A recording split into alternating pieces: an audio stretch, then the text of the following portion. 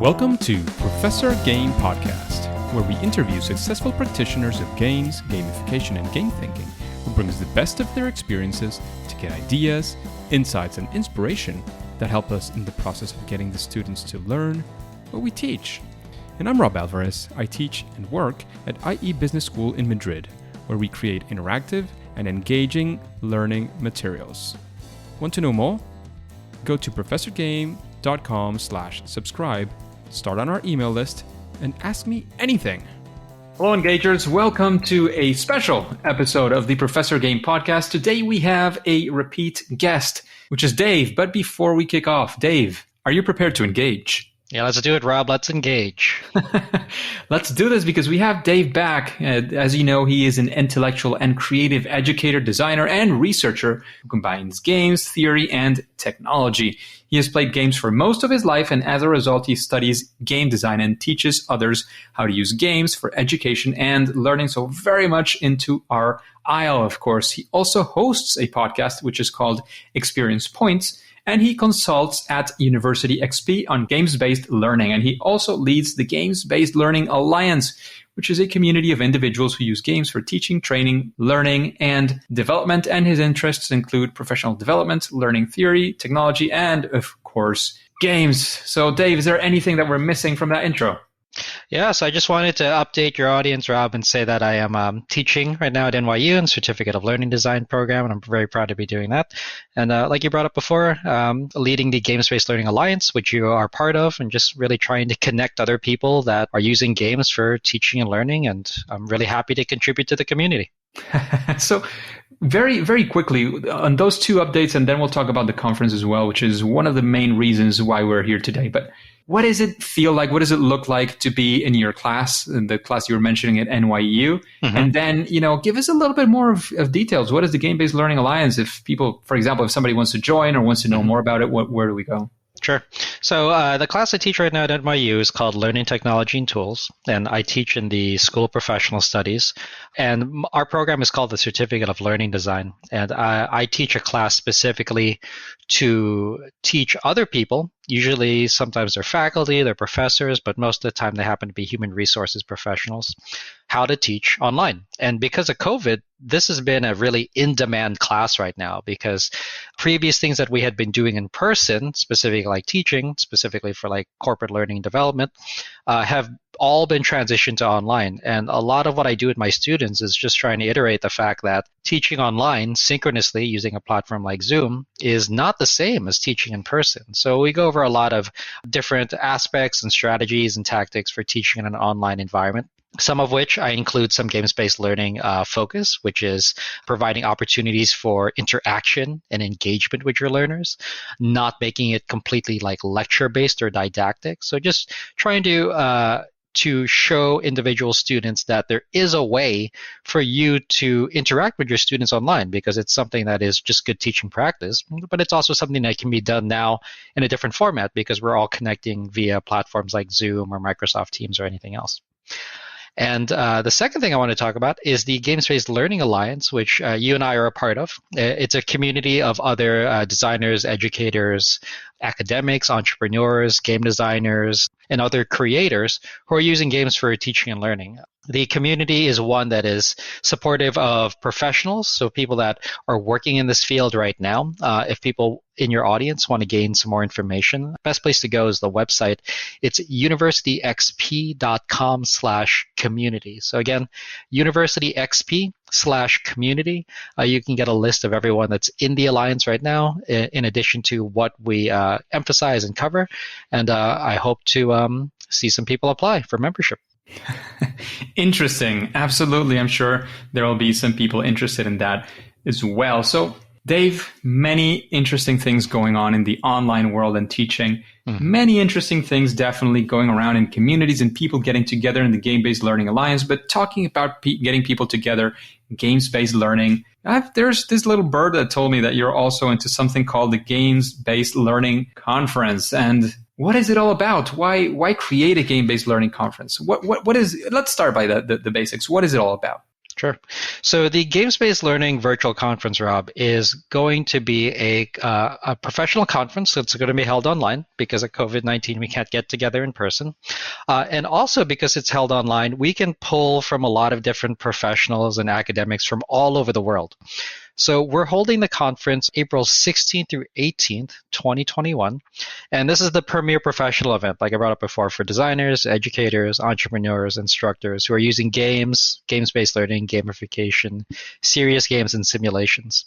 It's going to be held over 3 days. And over those 3 days, we are going to be emphasizing the Eastern time zone in the US, although some of our content is going to be live interviews. So we have a couple people that I've secured for interviews.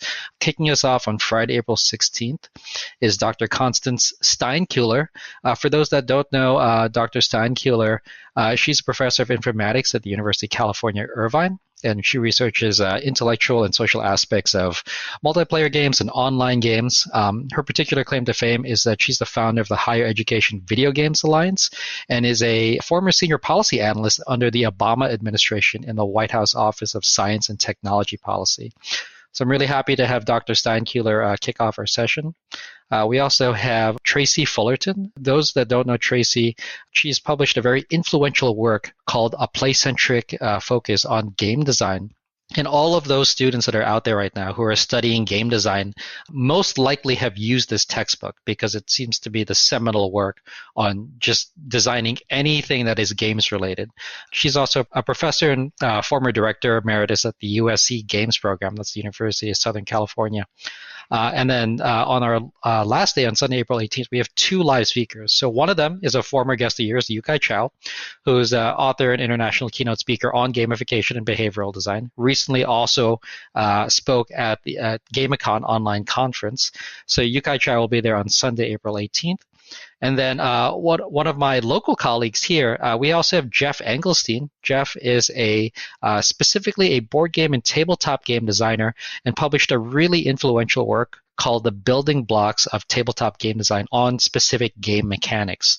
Jeff does focus on tabletop game design. However, using game mechanics specifically for teaching and learning is going to be a great focus for anyone that wants to use games for educational development. And these are just 4 of the presenters that are doing live presentations. We have many other educational sessions in the pipeline, including one from Rob Alvarez himself. So we hope to see some of you there because there's just a lot of great content, and I'm really excited to put this together. Absolutely. And Dave, that sounds very exciting. There's those are some of the live ones. Mm-hmm. I will also be sending in a recorded topic. And the big question is, in these times of COVID and everything going virtual, did you create it for it to become a virtual conference, or is it this sort of temporary, at least for now, that you want to create it like that? Like, what's behind it? So I created it as a virtual conference because I wanted to be able to connect a lot of people from different geographic locations. Like you guys based out of Taiwan, I believe. Jeff is based out of New Jersey. Yeah. I'm based out of New Jersey. However, looking into the future, if this first event is successful, which I really hope it is, I hope to continue it on a regular annual basis because we just have a lot of different professionals that are located all around the world. Rob, I know you're located in Spain, and it's not really feasible for us to get together in person on a regular basis. So I think that, again, if this is successful, which I believe it will be, I hope to be able to do it on an annual basis. And I think that's because our community is truly global, and being able to provide opportunities like this, in addition to what else is being offered, I think is going to be really helpful. Yeah, and that's one of the things that I was looking at getting into. Like, why now? Why do you want to create a game-based learning conference? Do you feel it's a void you're filling? Like how did it come up? What's the story behind getting into this, so to speak? Oh, sure. So I know that there were other conferences around on games. Specific conferences I had presented at the past have been PAX East, so that's the Penny Arcade Exposition. I also presented at PAX Online. There's some tabletop game conferences like Gen Con and Origins. There are specific game developer ones like GDC, Game Developers Conference. There's also GameCon that was recently held. That's on gamification. I didn't really see a specific conference that combined combine all of those different areas, but also focused on what I did my doctoral research on, which is games-based learning. And for those of your listeners that are not familiar, games-based learning is the process of using existing games for teaching and learning online. So games are the actual and specific medium that you're teaching. And that's really what I wanted to focus on with this conference. We're pulling a lot of people from different disciplines, but the goal for this conference is to find different applications of using games-based learning for teaching online, because we are now living in a COVID world, in order to develop a more empathetic and connected world. So that's really the first theme for our first conference. How do we use games for teaching online in a distributed environment in order to connect each other with each other, and also to develop a shared sense of empathy between each other? Huh. So you found a void, you filled it, and you've been looking around the world to do this. It seems like this global community, because it is true that there are conferences that are pretty global, and people travel from all around the world to go to this or that place. But it is difficult. It is really difficult to get to that point. It is really difficult for many people as well to do that travel. I mean, it does imply, if you're not in the region or relatively close, it does imply a significant investment of both time and money. So cheers to that. I mean, there is definitely a void to fill, especially, I mean, many of the conferences that you were mentioning, they were all born to be face-to-face conferences. And I'm pretty sure that in some way, shape, or form, they will be back eventually to being that, which is great.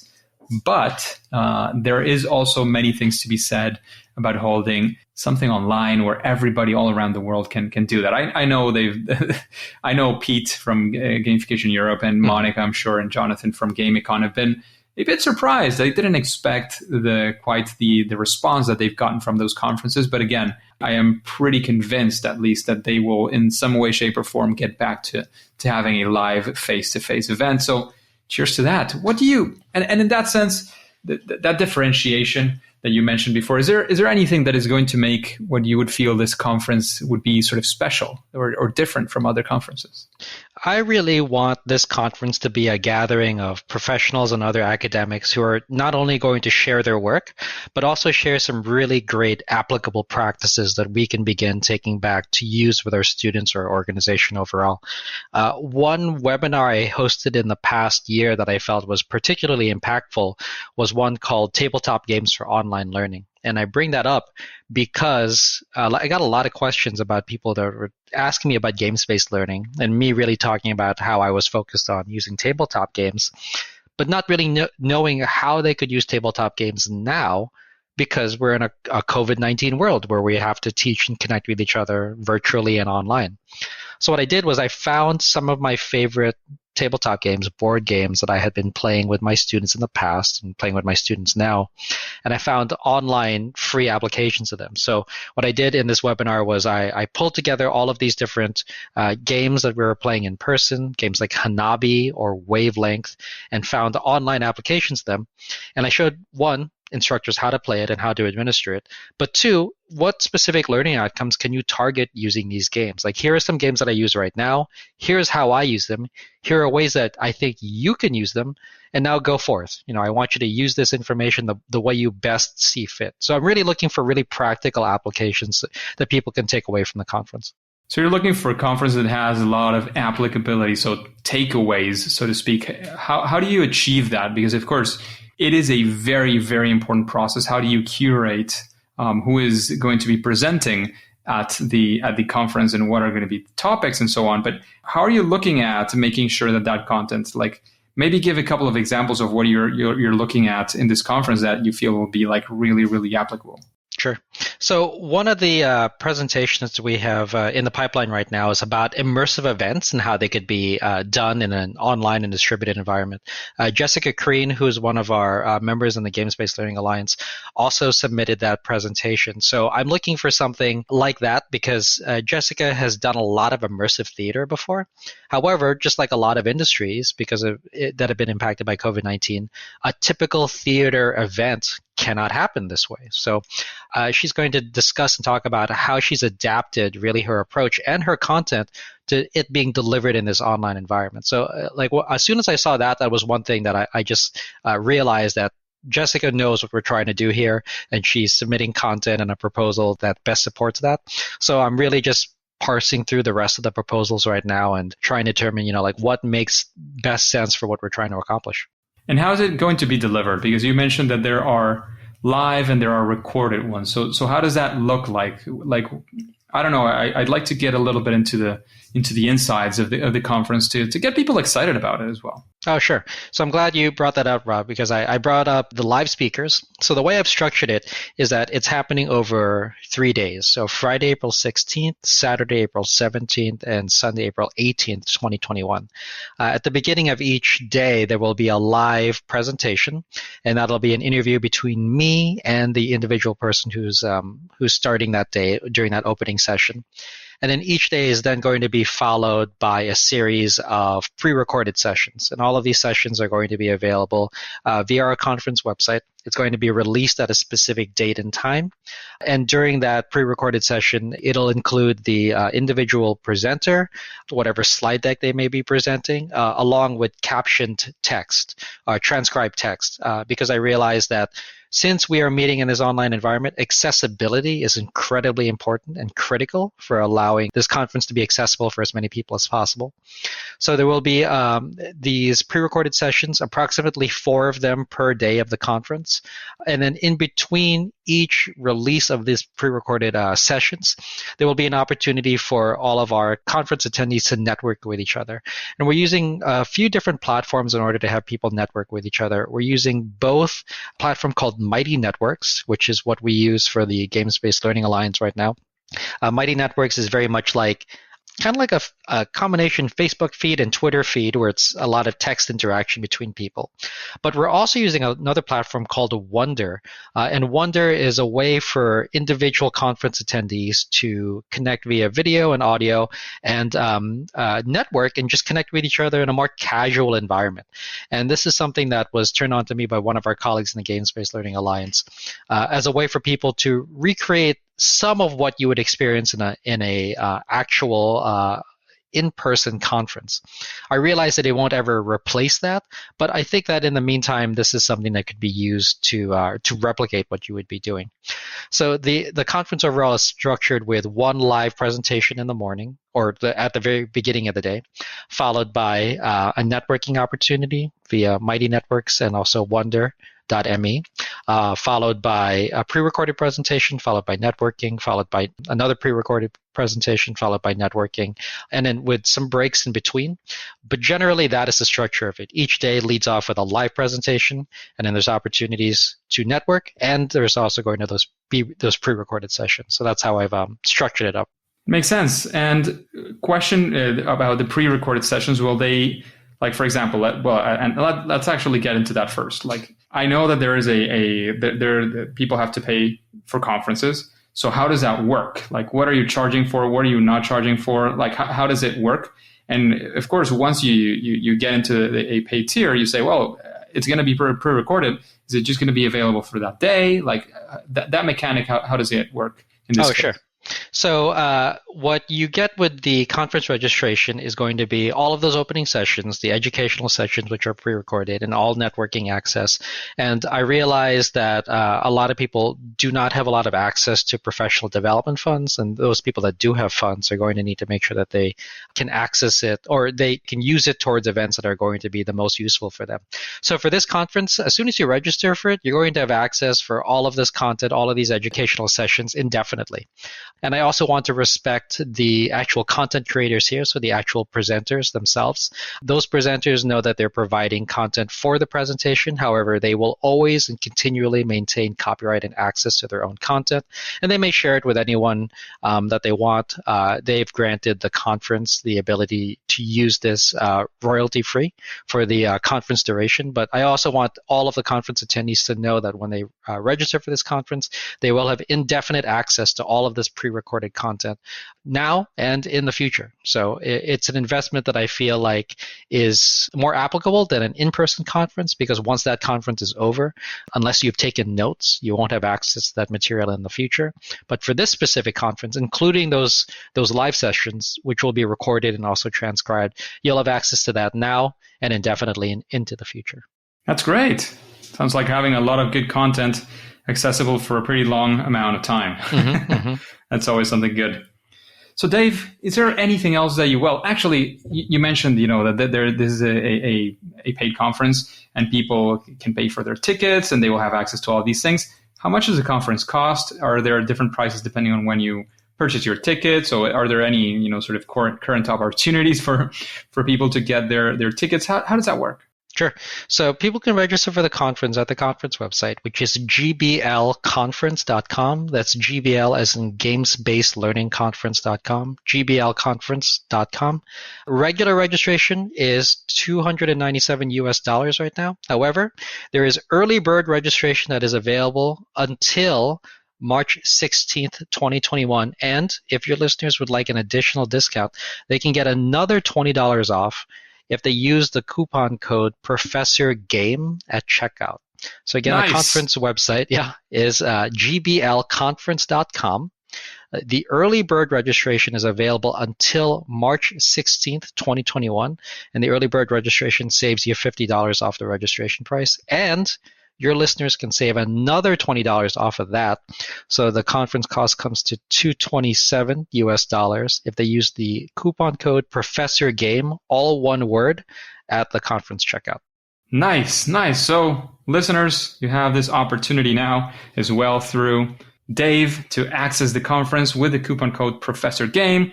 If you do it early, and I know you will not have, you won't have 2 months to register once you see this, but you will have some time to make your decision, check it out, see who are the current speakers, what's that looking like at this point, and make your choice about that. You will have time for that, and you will have definitely time to register for those opportunities that Dave was mentioning. And Dave, I think we've covered most of the conference, but is there anything else that you want to make sure that you mention before we take off?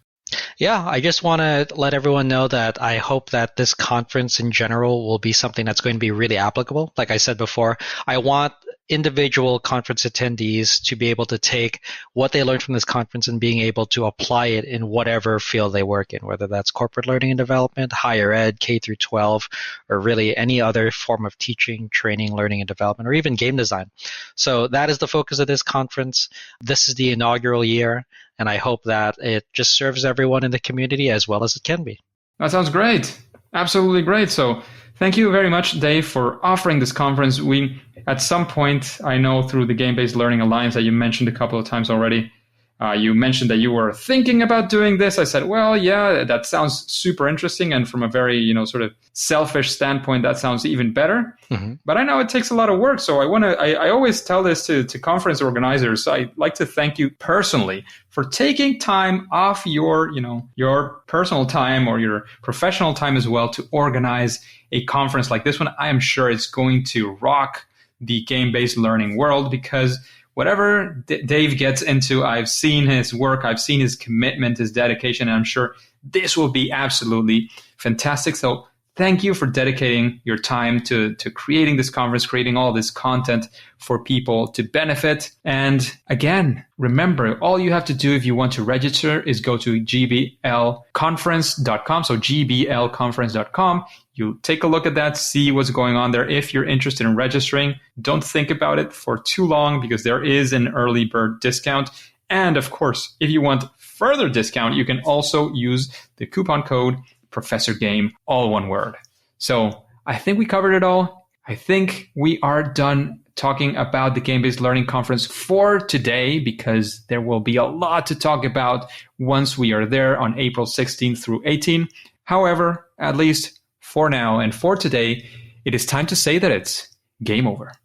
Engagers, it is absolutely fantastic to have you here, because as you know, this podcast makes sense because of you, because we have you with us. And that is why, as you probably listened on this episode, there is a special opportunity for you, for the Engagers.